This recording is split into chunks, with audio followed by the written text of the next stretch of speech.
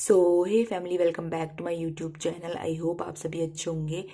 तो आज मैं आपको बताने वाली हूँ जो 8th क्लास है उसमें जो एक चैप्टर है माइक्रो ऑर्गेनिज्म, तो उसका लेसन प्लान आप कैसे बनाएं ये बताने वाली हूँ। तो चलो स्टार्ट करते हैं।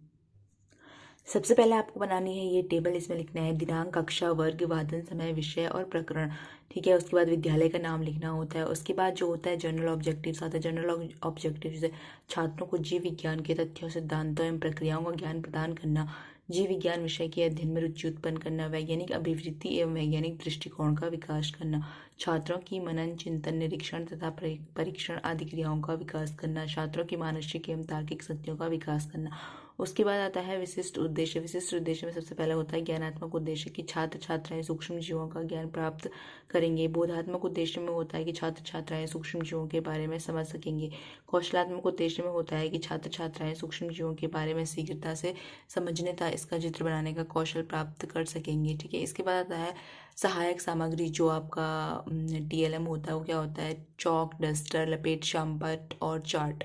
उसके बाद आता है पूर्व ज्ञान, प्रीवियस नॉलेज की छात्र छात्राएं क्या करेंगे? सूक्ष्म जीवों के बारे में सामान्य जानकारी क्या करते हैं? रखते हैं। इसके बाद आता है आपका प्रस्तावना प्रश्न। प्रस्तावना प्रश्न में क्या होता है कि 3 कॉलम बनते हैं। क्रम संख्या, छात्र अध्यापिका क्रिया और छात्र प्रतिक्रिया। इसमें जो छात्र अध्यापिका होती है वो क्वेश्चन पूछती है बच्चों से, कुछ बीमारियों के नाम बताओ। जैसे तो बच्चे उत्तर देते हैं सर्दी जुकाम बुखार है जाइए।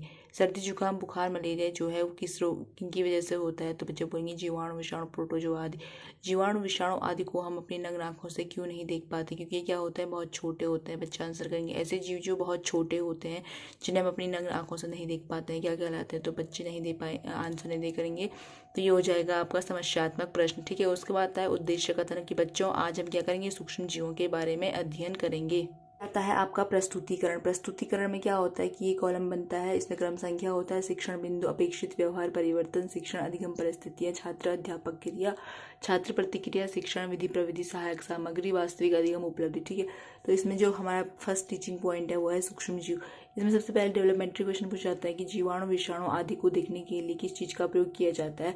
तो बच्चे आंसर करेंगे माइक्रोस्कोप यानी सूक्ष्मदर्शी का। फिर इन जीवों को देखने के लिए सूक्ष्मदर्शी का प्रयोग क्यों किया जाता है? क्योंकि हम इन जीवों को नग्न आंखों से नहीं देख पाते। इन जीवों को हम नग्न आंखों से क्यों नहीं देख पाते? क्योंकि बहुत छोटे और सूक्ष्म होते हैं। या फिर हम पूछेंगे कि सूक्ष्म जीव किसे कहते हैं? तो बच्चे स्पष्ट उत्तर देंगे। ठीक है। उसके बाद क्या होता है कि यहाँ पे जो अपेक्षित व्यवहार परिवर्तन है इसमें लिखा जाता है कि जो छात्र होते हैं वो पूर्व ज्ञान के आधार पर क्या करेंगे? यहाँ पे उत्तर देंगे अपने जो प्रीवियस नॉलेज है उनके आधार पर। फिर छात्र अध्यापिका का कथन आता है कि सूक्ष्म जीव किसे कहते हैं, उनके बारे में छात्र अध्यापिका समझाती है कि सूक्ष्म जीव छोटे छोटे क्या होता है? जीवों का समूह होता है जिन्हें हम प्रत्यक्ष रूप से या नंगी आंखों से नहीं देख सकते हैं, जिन्हें देखने के लिए सूक्ष्मदर्शी की सहायता ली जाती है। सूक्ष्म जीव क्या होता है? सर्वव्यापी कहे जाता है, अर्थात ये हर जगह पाया जाता है, जल, मिट्टी ऐसे। ठीक है। तो क्या होगा इसमें जो अपेक्षित व्यवहार परिवर्तन होगा उसमें लिखा जाएगा छात्र जो है सूक्ष्म जीवों के बारे में क्या करेंगे? समझ सकेंगे। और यहाँ पे आता है आपका छात्र ध्यानपूर्वक सुनेंगे। ठीक है। जो ये छात्र प्रतिक्रिया है। इसके बाद जो आपका टीचिंग मेथड है यहाँ पे कौन सी विधि है? प्रश्नोत्तर विधि यहाँ पर है, व्याख्यान विधि, और यहाँ पे क्या हो गया? कथन स्पष्टीकरण।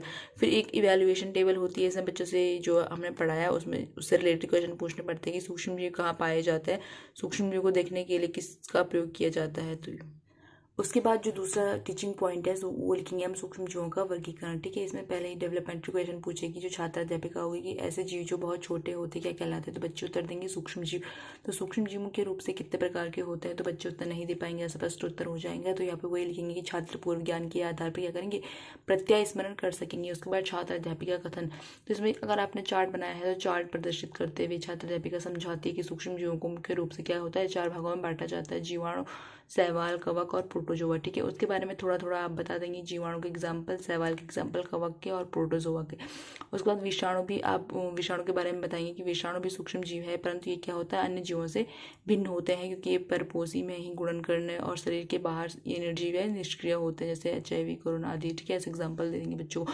छात्र क्या करेंगे? ध्यानपूर्वक सुनेंगे। यहाँ पे क्या हो जाएगा आपका जो टीचिंग मेथड है वो कौन सा है? प्रदर्शन विधि। आपने यहाँ पे चार्ट दिखाया तो ये हो जाएगा डिमॉन्स्ट्रेशन मेथड हो जाएगा, और कथन स्पष्टीकरण हो गया। इसके बाद जो आपने चार्ट दिखाया है उसका छोटा सा जो है यहाँ पे TLM के तौर पे यहाँ पे उसको चिपकाना पड़ता है, तो ऐसे चिपका देंगे यहाँ पे उस कागज में जो आपने चार्ट में बनाया होगा वही यहाँ पे चिपका देंगे। उसके बाद यहाँ पे इवैल्यूएशन है, कुछ क्वेश्चन पूछ लेंगे कि कुछ कवा के उदाहरण दीजिए और वायरस किसे कहते हैं उदाहरण बताइए। ठीक है। तो ये ऐसे पूछ लेंगे बच्चों से। उसके बाद आपका आता है श्यामपट सार। श्यामपट सार होता है कि जो आप सूक्ष्म जीवों के बारे में श्यामपट पे लिखेंगे, ब्लैक बोर्ड पे लिखेंगे, उनको यहाँ पे कॉपी में एक ऐसा ब्लैक चार्ट लेके ऐसा चिपकाना होता है। इसमें सब चीज़ लिखनी पड़ती है, दिनांक, कक्षा, वर्ग, वादन, समय, विषय, प्रकरण, और जो आपने ब्लैक बोर्ड में लिखा है वो भी यहाँ पे लिखना पड़ता है, ठीक है। उसके बाद आता है निरीक्षण। निरीक्षण में क्या होता है कि जो छात्राध्यापिका होती है वो छात्रों को श्यामपट सार उतारने का और आदेश देंगी, ता उनके कार्य क्या करेंगी, निरीक्षण करेंगी। उसके बाद आता है गृह कार्य। गृह कार्य में सबसे पहले आप पूछेंगे निबंधात्मक प्रश्न की सूक्ष्म जीवों से आप क्या समझते हैं, इनको कितने भागों में वर्गीकृत किया गया है, ठीक है। उसके बाद आता है लघु उत्तरीय प्रश्न। इसमें ही आप पूछेंगे विषाणु से आप क्या समझते हैं, ठीक है। सवाल के कुछ उदाहरण दीजिए, ये हो गए लघु उत्तरीय प्रश्न। इसके बाद आता है वस्तुनिष्ठ प्रश्न। सत्य असत्य छाटिए भाई। सूक्ष्म जीवों को मुख्य रूप से 5 भागों में बांटा गया है। अमीबा, पैरामीशियम, प्रोटोजोआ है। वायरस सजीवों व निर्जीवों के बीच की क्या है, कड़ी है, ठीक है। अब इसमें आपने कौन कौन सी पुस्तकों का क्या किया है, रेफरेंस लिया है, संदर्भ पुस्तकें कौन कौन सी। तो कक्षा 8 की हो गई विज्ञान पाठ्य पुस्तक, और दूसरा हो गया क्या, विज्ञान शिक्षण। तो आई होप आपको ये वीडियो पसंद आया हो। अगर वीडियो पसंद आया तो वीडियो को लाइक करिए, शेयर करिए और कमेंट में बताइए कि आपको और किस तरह की वीडियो चाहिए। धन्यवाद।